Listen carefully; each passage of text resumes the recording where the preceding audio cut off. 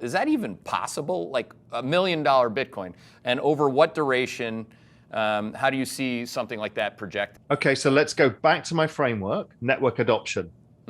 That chart that I put on Twitter many times about the adoption suggests we go from 150 million users to 1 billion users by 2024. Okay. We'll be at $1 million in Bitcoin, no question. So you just, man, that's not a stretch, you know? No, it's not really. When you think it in those terms, if I said, oh, the Apple phone, you know, there's 150 million users, going to be 1 billion users. Is the Apple share price going to go up a lot? Yeah. Will it go up 10x from here? 20x? Yeah. I mean, it's not a big stretch. People just forget because they all get trapped in these narratives. It's money. It's this new thing. It's not based on anything. Just forget it. It's are people using it and how many people? Raoul, what do you think is probable that a central bank will quietly try and become the largest holder of BTC as a hedge against the failure of their policy? I'm already seeing sovereign wealth funds in the space. They haven't made a big play because the space is not deep or liquid enough yet, but they're coming. And, you know, and it's the ones with the big dollar reserves, the Singapores, the Middle East, stuff like that. So it is coming. So are the central banks going to do it? Who knows?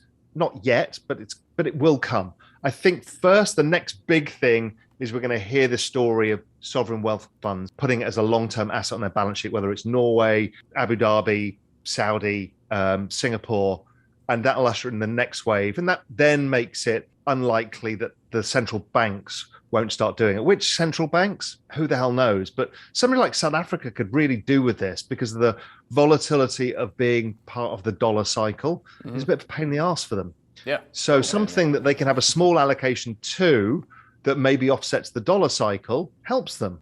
So some of these commodity countries, I think it actually makes sense for them. And they'd have to model it out and look at it in their portfolio and see what it does over the cycle for them. But it would help this boom bust emerging market cycle that keeps going on. Proof of work versus proof of stake. What's the difference and why is ETH better? I don't say they're better. Yeah, you don't proof say of work of proof of work, Bitcoin is hard to do. You need these mining rigs, complicated maths, a lot of energy. It is the most robust, secure network in the world, which is Bitcoin, which is why it's amazing. Proof of stake is you've got tokens and you secure the network by promising it to the network and you get a yield. Keith, if you want to stay in ETH, you can generate yields now. So you've generated a long-term savings market in these things. So as you're seeing, a lot of the art market is now being priced in ETH. There's a ton of stuff on the internet being priced in ETH. Yeah. So you can hold ETH savings and have pretty much a risk-free return by staking. So staking allows it to be faster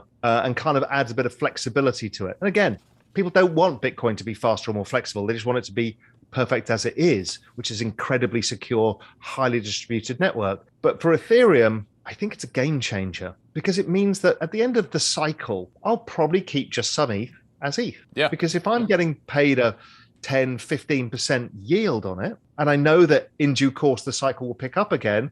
So over 2 or 3 years, a bear market, bit of a sideways market, I've picked up another 30, 40%. Flippening? Is that one? First of all, is that the right word? Again, the flippening is a bad narrative. Again, it came out of the tribal warfare between Bitcoin and Ethereum. ETH. Yeah, right. So you flip out of Bitcoin into ETH. And the flippening is when the market cap of ETH is larger than Bitcoin. Okay. Now, I think that's going to happen. Not because I think Ethereum is a superior asset, because they're two entirely different things. Right. One is a kind of this pristine collateral store of value asset. The other one is basically a technology platform that's the fastest growing on earth. Is that going to be worth more? Yeah. Now, there is an argument that Bitcoin ends up becoming the kind of monetary system for the entire world. Yeah, but I'm not sure I'll be alive when that happens. What I'm trying to make is make the best bet that I can do over the next few years. And that's what I think the flippening will happen. Does it happen in this cycle? I think it might get there. And then maybe that's when the bear market starts, when everyone's like, well, see, Ethereum's king, and then everything falls apart again. So, you know, as you know, people need to be very nervous of hubris. So we'll just wait and see how it plays out. Doesn't mean if your risk appetite is less, right, you can own Bitcoin and you'll do fine. Right. Now, I'm not saying Bitcoin's going down or anything else. It's just I'd rather take more risk at this point in the cycle and be rewarded with higher returns. Next to Ethereum and Bitcoin, who's the next that you think could be the fastest? We go back to the framework. So we avoid the speculation. Right. We go back to the framework, and what we're seeing is Solana has network effects. It's being used all over the place because it's cheaper and faster than Ethereum. Okay. Cheaper and faster than Ethereum. Really? Yep. But it's more centralized. Okay. So it's not as. So again, you're going out the risk curve and you're finding solutions for people who need it. So Solana, brilliantly, you put it against the chart of Ethereum 2017.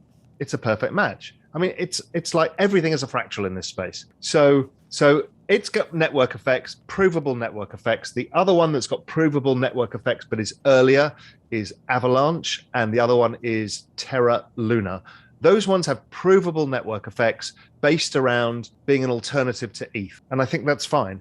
Now, there are many others that don't have provable network effects that are showing the price action that they do. Stuff like Cardano, where there's a bunch of owners of the asset, retail, but not enough activity on chain for me to really think, you know what, this is the next big thing. Yeah. It may be something that's more overpriced. I've not really done the work on looking at it that way, but I will do at some point if I can build out the full netcast law model on this. So here's what I did, and people were like, what the hell is he doing? So Dogecoin, right? This is the meme token that was set up as a joke and became massive. Yeah, I took this and thought, okay, what we've created is a meme, a culture that people want to be part of. Then nobody thinks that Doge is like the best asset in the world. They know it's a joke and they want to be part of that culture. That's awesome. So I'm like, okay, this is powerful because this is what your son will understand. So I thought, okay, so that's one side of Metcalfe's law. There's a bunch of people using it, holding it. What happens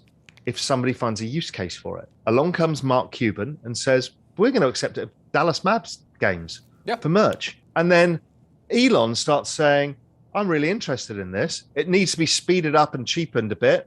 But, you know, if I can encourage the community to go back and redevelop and help move it forwards, I'm interested. I think he'll end up using it in his cars for streaming payments, you know, as we go into smart cities or whatever format it is. So I actually took the punt to say, I think there might be use cases because I can see there's a strong community. Why would you not build a use case on Doge? Why would you not when millions and millions and millions of people own it? Of course you would. So, you know, that's me going out further on the risk curve saying not all my Metcalfe's law attributes are met, but I see a probability that we could meet them. And if that's right, then the price could go even further. All we're doing is assessing the probabilities. We may have a future potential end state in our heads, but I'm sorry, you and I don't dictate markets. It's irrelevant what we think. We're just creating a mental map to be able to follow what we're thinking. That's okay. And you can do it in a model, you can do it in a mental map, it just depends how you operate. Right. But the change in probabilities, you know, you talk about rate of change all the time, is the entire game. Mm-hmm. Now, if you get it right, you're basically saying, I see a potential future, I think the probability is higher than the market is pricing, and you capture that. Mm-hmm. That's the entire game.